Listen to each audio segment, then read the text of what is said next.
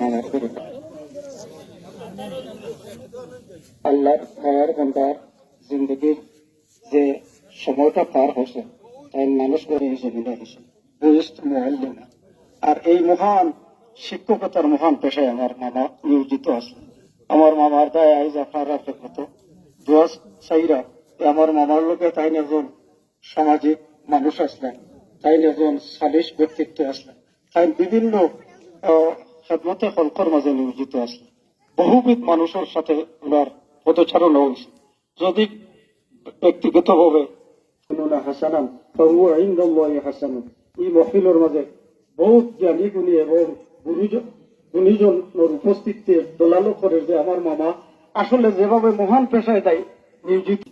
তবে স্কুলের মাস্টার সবকিছু দেখে আমাকে খুব ভালো লাগছে। আমার কথা ওনার ছেলার কথা যদি আমি খুব বলছি আল্লাহ রাস্তা